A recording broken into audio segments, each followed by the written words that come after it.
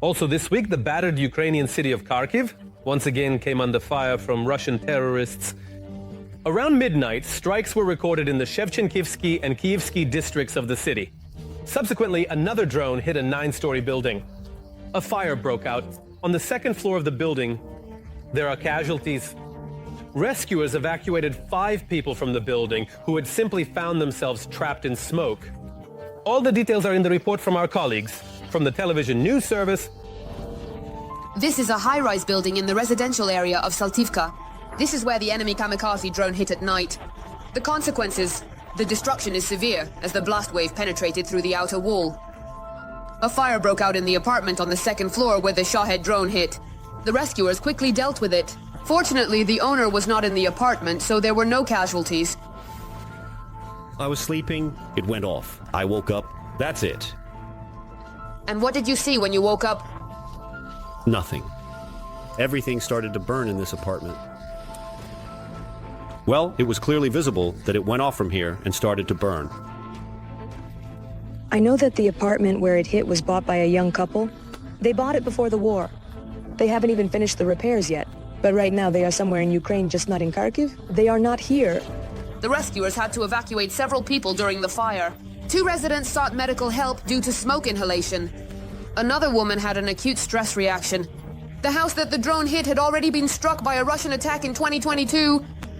It has just been restored, but whether the damaged entrance can be repaired now needs to be determined by specialists. At night, the Russians launched several waves of drones over Kharkiv, and the first one hit the very center of the city. The hit was on the roadway, but this is one of the main streets, a hallmark of the city. The windows in the surrounding houses are shattered and the facades are damaged. The Kharkiv Theater of Opera and Ballet named after Lysenko was also affected.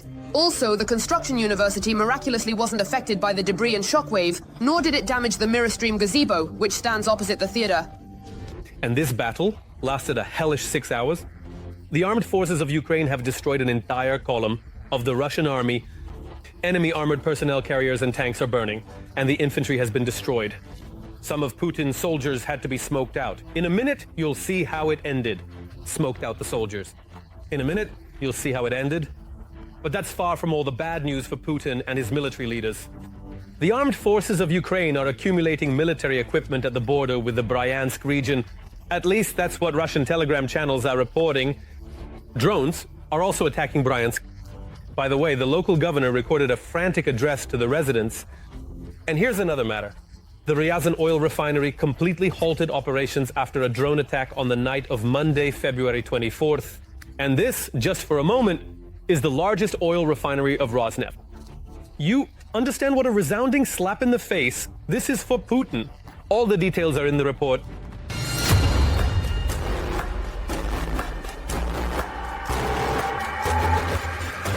The fighters of the 110th Separate Mechanized Brigade repelled a 6-hour assault by the occupiers. The FPV drones destroyed almost all moving targets. Then the enemy infantry.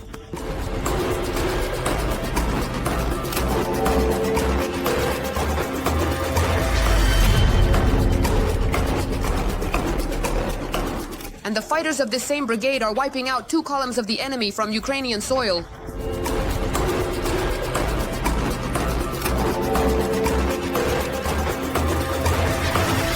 It's now dangerous for the enemy to gather even in small groups on Ukrainian territory. Here's a demonstration of the consequences of such gatherings. 90% efficiency, reports the Armed Forces of Ukraine.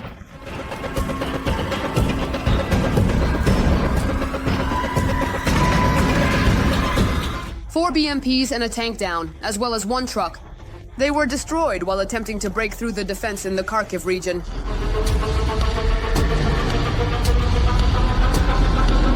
To be continued. The wars in the USSR stabilized, fortunately, the situation in the Pokrovsk direction. Yes, the situation here is complicated, but it's under control.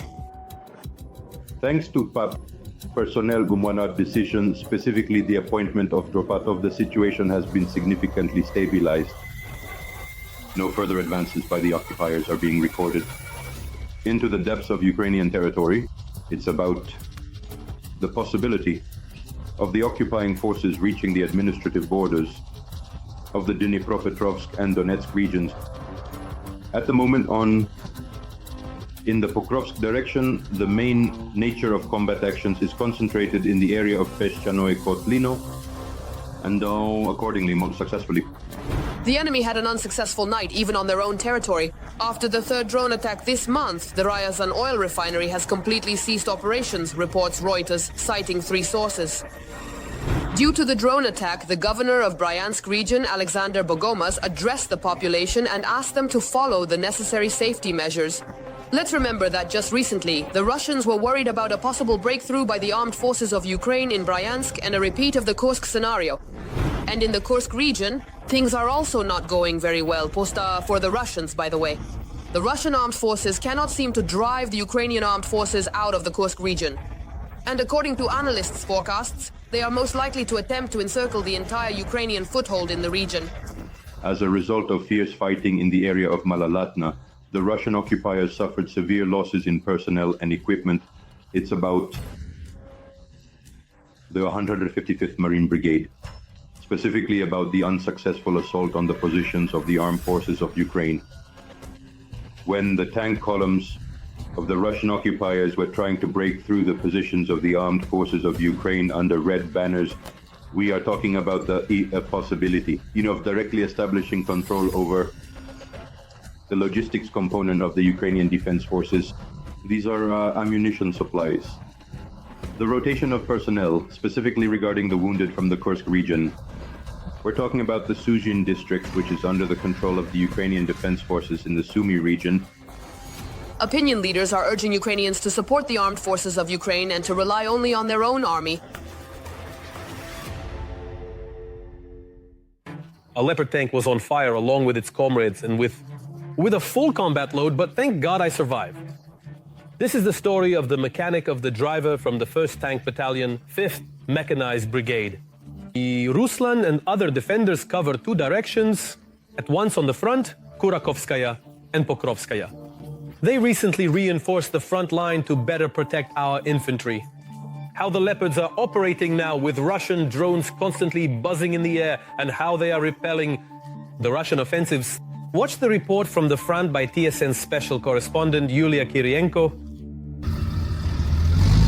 In the winter forest of Donbass, a sturdy predator, the Leopard tank, has parked. He's far from being alone here. Even though it's hard to spot them among the camouflage nets and tree branches at first, the roar of engines in almost every strip of forest gives it away. There's a whole tank park here. The crew of this Leopard is currently resting. The warriors have earned it. After they destroyed the Russians' hideout almost up close, Tatar says that even though his Leopard doesn't really like the Donetsk mud, which can even clog the tracks, it still fires its cannon. Very precisely, that's what the enemy felt. Yes, of course they're scared. Of course they're scared. They are scattering. Well, our Leopard hits with precision. Precision speed. If everything is set up correctly here, we can hit within a meter. This armored vehicle demolished a building in the village of Sonsivka on the Kurakova direction at a time when battles were raging for this settlement. And even though the village is already occupied, the Leopard crews saved our soldiers. They shot into the basement where the enemy was while our guys were above, which allowed our infantry to come out and clear the building. It was one of Tatar's first deployments, and he didn't expect everything to go so well. The guy is only 23, but he transferred from mandatory service to a contract in a combat unit. I decided to sign a contract because I wanted to get into combat operations. I'm just tired of sitting in the rear. I have a lot of guys fighting, and here I am just sitting around with nothing to brag about.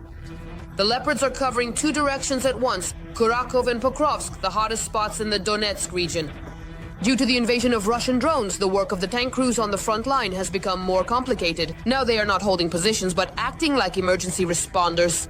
We need to destroy the enemy's fortifications when the artillery or our drones can't handle it. That's when they call for them.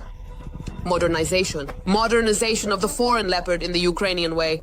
Right now, the guys are stretching out a net which is called a mangal here in the army to cover the tank from enemy FPV drones. It's a very necessary thing when there are so many enemy drones here, in the area near Kharkiv. But even that doesn't always provide protection, says Ruslan. He was burning in the tank with a full ammunition load along with the crew, and there were 3 more brothers with him. There was the first hit right in front of me, but the shockwave knocked my hands off the steering wheel. Here in the video, you can see how the Leopard is burning A Russian drone hit it in battle, pierced the protective net and armor, destroyed the electronic warfare system and even the radio. We're going left. Turn around, buddy, turn around. Without communication, Ruslan began to save the vehicle and his brothers in the burning Leopard. You have so much adrenaline pumping that you don't even think about it. Just as long as we make it there and that everything is good with the crew. And nothing blew up there. We arrived and they immediately met us, put out the fire, and the medics came and checked us. Here in these frames are the consequences of the fire. Right now the Leopard is under repair. The crew has moved to another Panzer and is currently heading to duty.